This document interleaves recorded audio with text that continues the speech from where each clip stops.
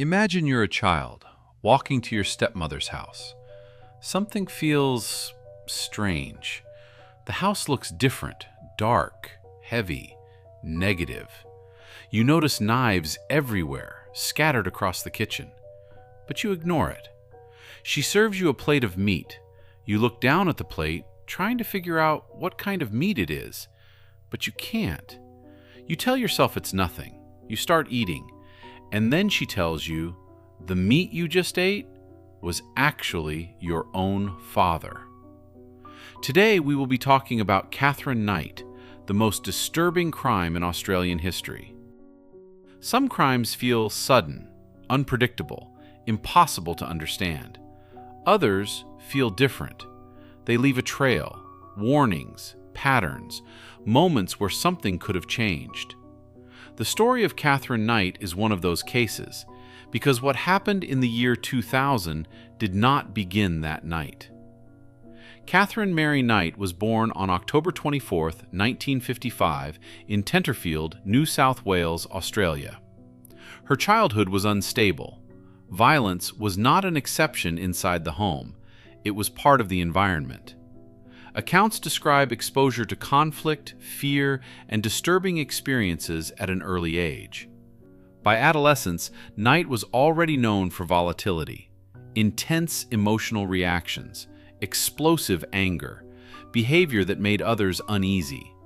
As Katherine Knight entered adulthood, relationships quickly became central to her life, and so did conflict. Partners described extreme jealousy, sudden rage, a need for control that escalated without warning. There were incidents of threats, physical violence, moments where arguments crossed into danger. Some partners left, some returned. The cycle repeated. During this period, Knight began working in an abattoir, a slaughterhouse. She became skilled with knives, efficient, precise, comfortable performing tasks many people find difficult to witness. This detail is often mentioned when discussing the case, not as an explanation, but as context. Skill does not create violence, but skill changes what becomes possible. In the late 1990s, Katherine Knight began a relationship with a man named John Price. Friends described him as well-liked, hard-working, known within his community. At first, the relationship appeared typical, but the pattern did not disappear. Arguments returned, tension returned, and eventually, fear returned. John Price would become central to the final chapter of this story, because unlike previous relationships, there were clear attempts to leave. Warnings became explicit. Distance was attempted. The conflict between Knight and Price intensified over time. There were arguments that became confrontations, confrontations that became fear. Price reportedly expressed concern about Knight's behavior to others. Concern not only about arguments, but about unpredictability. Reports indicate Price took steps to protect himself, including seeking legal protection. A restraining order was obtained after incidents of violence and threats. And yet, life continued. Work continued. Routine continued. He reportedly believed Knight might harm him. And still, he returned home. On February 29, 2000, John Price returned home. There was nothing outwardly remarkable about the evening. No public sign that this night would become one of the most infamous crime scenes in Australian history. Sometime later that night, inside the home, violence began.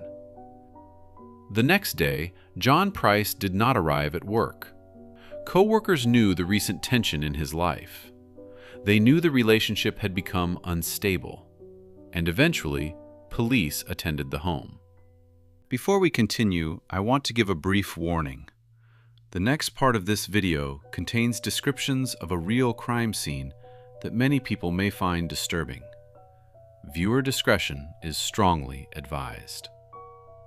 What investigators discovered inside that house would become one of the most disturbing crime scenes in Australian history.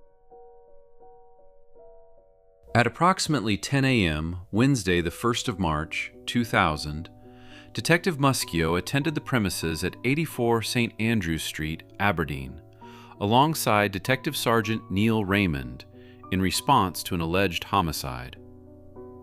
Other officers were already present. The location was a single-story, three-bedroom home facing St. Andrew Street. The house sat toward the eastern side of the block, leaving a grassed area to the west where several vehicles were parked. Detective Muschio's attention was drawn to an item on the rear lawn, near one of the parked vehicles. It appeared to be cooked meat. The item was examined, photographed, and collected for testing. At that point, investigators moved inside. Police entered the premises to conduct a cursory examination. Investigators walked in through the rear door and into the kitchen. Once inside the kitchen, they saw a large section of what appeared to be human skin hanging from the top architrave of the doorway leading into the lounge room. This piece of skin extended from the top of the doorway right to the floor and appeared to be an entire human skin. Looking through the doorway into the lounge room, they discovered a headless and skinless human body. There was also a large amount of blood smearing over the eastern wall of the entry. The officers then left the scene and had a discussion with the sergeant, other investigating police outside the scene, then re-entered the premises and made a more detailed examination. Investigators headed to the dining room. The dining room contained a wood and steel dining room table which had 3 matching seats placed around it. There were items of clothing draped over the backs of each of the 3 chairs. On the dining room table was a tool bag, some clothing, a small blue folder, an electronic toy gorilla, and some prescription medicine boxes. They noticed blood staining to the shoulder area of a blue shirt which was draped over the chair on the western side of the table. The medication on the table consisted of 3 boxes of Felidor ER, 5 milligrams, of which 2 were empty. As mentioned earlier, they saw what appeared to be a complete human skin or pelt hanging from the top architrave of the door separating the dining room and the lounge room. On closer examination, they distinguish black curly hair at the top, a nose, and part of the mouth and ear. About halfway down the pelt, there was a clump of short black curly hair consistent with pubic hair. There were also a number of distinct stab wounds to the pelt, about 1 meter down from the top. The pelt was attached to the architrave by a stainless steel meat hook. The hook was pierced through the top of the head area of the pelt and then hooked over the architrave on the lounge room side of the door. There was a blood trail leading from the lounge room into the kitchen towards the kitchen cooktop in the vicinity of the aluminum boiler. The boiler was on the right side rear element, which was, at the time, turned off. When investigators lifted the lid to the boiler, they noticed it was warm to touch.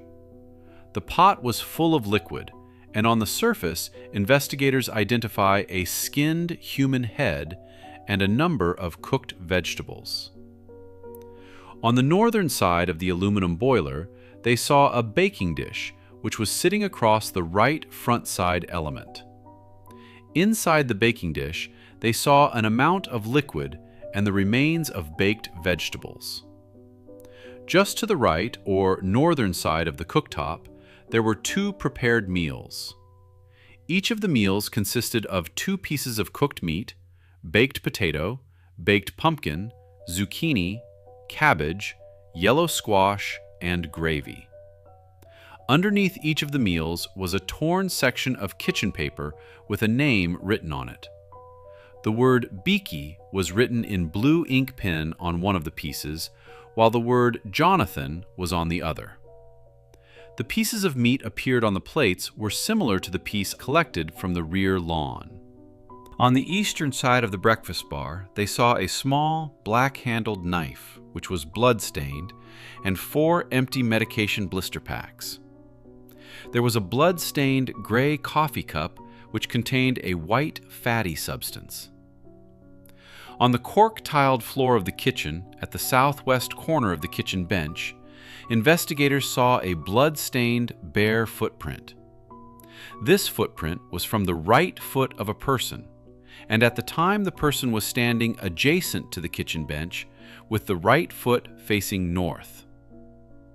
They noticed blood staining to the fridge on both the handle of the door to the fridge section and the eastern side of the unit.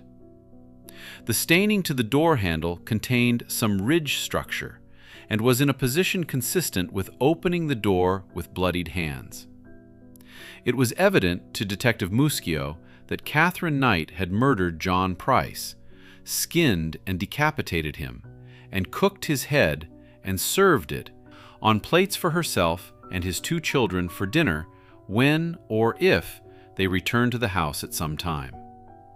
An autopsy later revealed that the victim was dead when he was skinned. A razor-sharp knife had been inserted just under his collarbone and sliced horizontally across the top of the body, from shoulder to shoulder, right under the clavicles. It was a straight, clean cut, anatomically precise. Tracing the knife tip around his pubic area, the killer cut down the front of John Price's thighs, over the knees, and to his feet. The killer then moved up the body, held his arms up, and cut down the back of each one and across the top of the victim's head. She then peeled the victim's skin off, including his head, his hair, his face, and all the way down the length of the body to the feet, exposing the victim's intestines. The entire skin was in one piece, including hair, face, ears, nose, mouth, genitals, and complete stab holes and dripping in blood. Hanging from the S-hook in the doorway, the feet were dragging on the ground. She then removed the victim's head clean at the C3 to C4 junction, right at the top of the shoulders, using a very sharp knife. The cut was precise and clean. Knight's would have been covered in warm, sticky blood. According to forensic pathologist Dr. Timothy Lyons, who performed the autopsy, the whole procedure would have taken about 40 minutes. A further search of the house by police resulted in them locating Katherine Knight, who was snoring loudly in a comatose condition on a double bed at the end of the house. She was removed from the house immediately by police and later conveyed to hospital by ambulance. Psychiatric experts assessed Katherine Knight during the legal process. Reports described long-standing instability in emotional regulation, patterns consistent with severe personality disturbance. Diagnoses discussed in court included borderline personality disorder, but diagnosis does not determine outcome on its own. The court must consider behavior, intent, awareness. This distinction is critical in cases involving extreme violence. Explanation is not the same as justification. Initially, Knight entered a plea of not guilty. Later, that plea changed. She pleaded guilty to murder. This removed the need for a full trial focused on establishing responsibility. But sentencing would still determine how the case would be remembered legally. In 2001, Katherine Knight was sentenced to life imprisonment without the possibility of parole. It was a historic outcome. She became the first woman in Australian history to receive that sentence. The decision reflected the severity of the crime, but also the years of escalation that preceded it. The court recognized not a single moment, but a trajectory, a pattern that ended in irreversible violence. There is a tendency to search for a single explanation in extreme cases. A moment, a trigger, a reason. But some stories resist simplification. They unfold slowly, across years, across patterns that become easier to recognize only after the ending is known. The story of Katherine Knight is one of those cases that stays with you. A reminder that escalation rarely arrives all at once. It builds quietly across moments that seem small until they aren't. And that the most disturbing endings often begin long before the final night.